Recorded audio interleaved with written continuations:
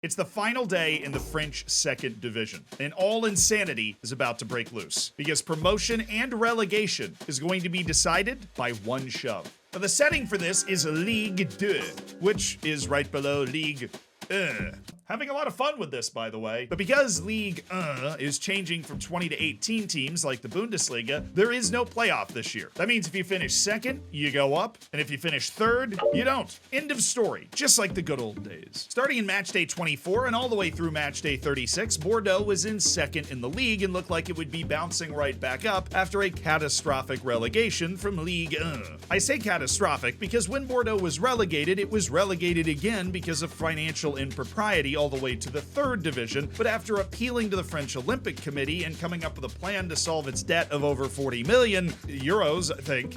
Yep, euros. I can never keep my denomination straight. Basically, this rested on them selling Sekou Mara to Southampton for 13 million to alleviate enough debt to convince the French governing bodies of sport that they would be able to pay it off in time, and they were allowed to play in the second division in the first place. So this was a crisis narrowly avoided. And it seemed they were just on the verge of erasing the rest of the crisis altogether. That was until match day 37. Bordeaux lost away to relegation-threatened Annecy, and Metz won away to Sochaux. That means the two teams found themselves level on points, and Metz was ahead by 3 on goal difference. Now, Le Havre was also in this picture because they were only 3 points ahead. They needed just a point on the final day to actually win the whole league, which they got 1-0 at home against Dijon. So we'll forget about them for the rest of the story. Now, back to how a team got denied promotion because somebody got shoved. Now, to understand the full ramification of that shove, we actually need to take a tour to the other end of the table. You see, after match day 37, there was a tangled mess around the relegation zone, from 13th to 18th, all within 3 points and all within striking distance on goal difference. Now, because Ligue 1 is going to 18 teams, that means Ligue 2 needs to make some room for those teams. So 4 teams are being relegated from both Ligue 1 and Ligue 2. Got it? That means 17th to 20th, bad spot to be in. Now, you already know Dijon lost its last match, so they're gone for good. They lost to Le Havre, who went on and won the league. That leaves 1 spot left for everybody from Valenciennes, Annecy, Pau, Rodez, and Stade Lavallois. I feel like I was closer than I should have been with that one. And of course, right in the middle of that group is Rodez, a club that was promoted to Ligue 2, the full professional level of French football, in 2019 and has been in consecutive relegation scraps ever since. And on match day 37, they put themselves squarely in another one on the final day by losing to Pau in a massive 6-pointer. Why am I focusing on Rodez? Well, there are 2 teams on the field.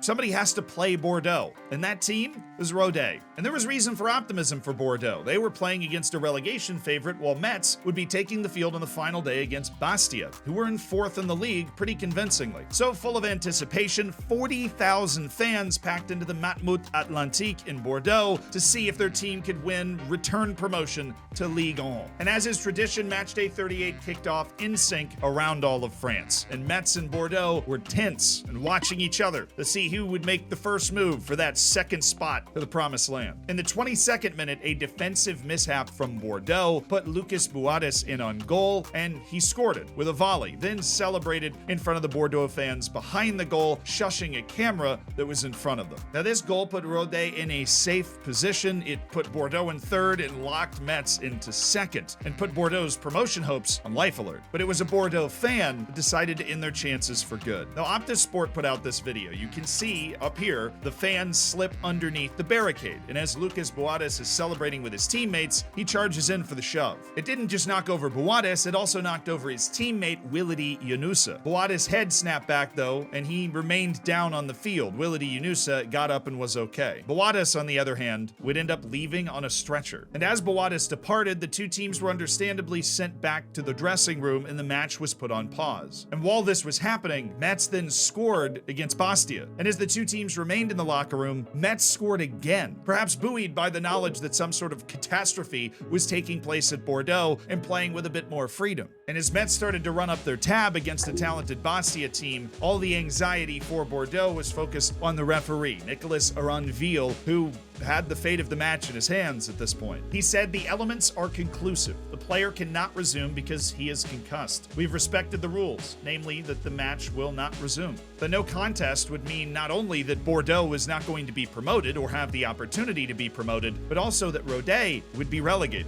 Now, this video is obviously about the terrible side of football, soccer, whatever you want to call it, but the jersey I'm wearing, you might be wondering where it's from, is about the exact opposite. See, there's a company in New York called Sengalo that I've partnered with that gives exposure to small clubs around the world and gives people like me that are into cool jerseys easier access to them. Now, the link is in the description if you would like to check them out. I am wearing Indian champion Hyderabad FC, I believe I've said that right. And the other jerseys they have available are the Ugandan champion and the Bhutanese champion, Bhutan, the country right here.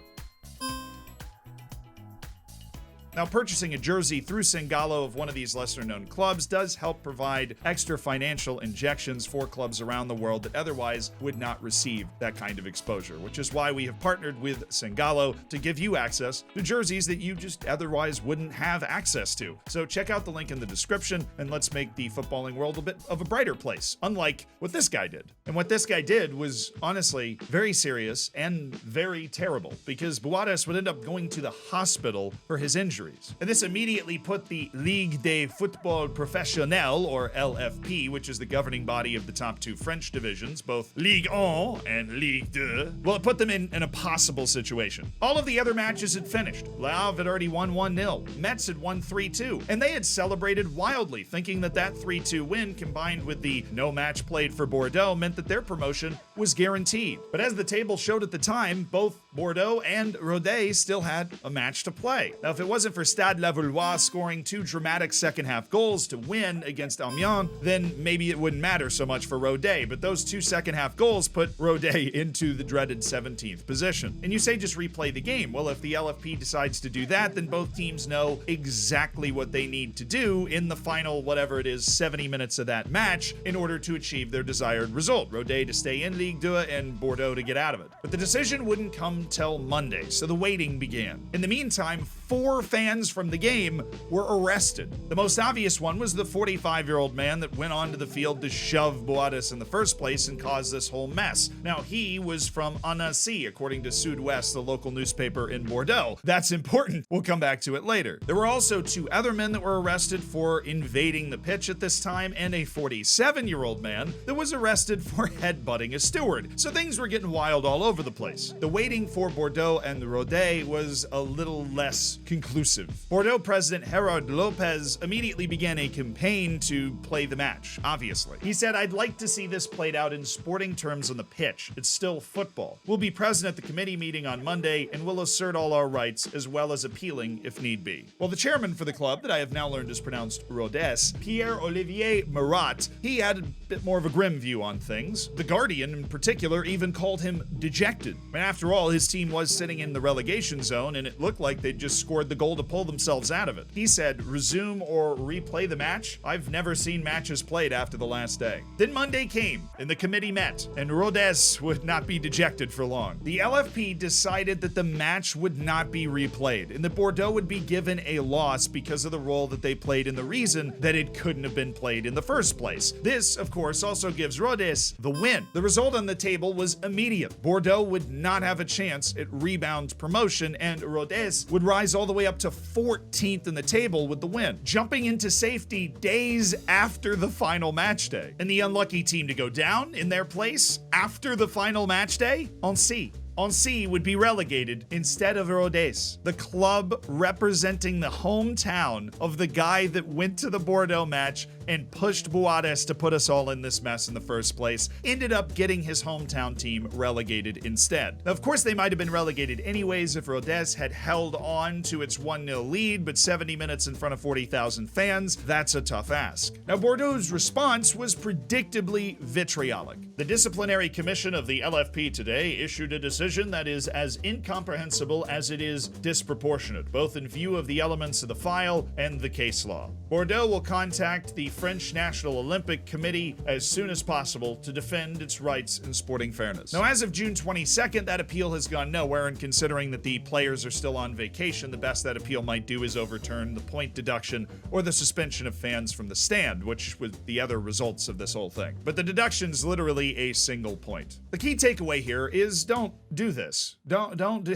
Don't do this. If you're thinking about doing it, don't do this. Because you might accidentally get your hometown team relegated, you might prevent your favorite team from getting promoted, and you might accidentally seriously injure somebody with a rather innocuous shove. Because, I don't know, they don't see it coming because you're not supposed to be on the field. And thus was the story about how a fan prevented their club from achieving promotion and relegated their hometown. It's just a bad day to be that guy. But you know what? Karma. If you enjoyed the dive into this story, please do subscribe to the channel, and if you want to check out any of the articles referenced or all the research we did for it, all of the articles are linked down in the description. You also can just keep binge watching videos, because we've got one here for you about a team in Germany that is essentially the German Luton town. I mean, look at that, 5th to 1st. Same thing.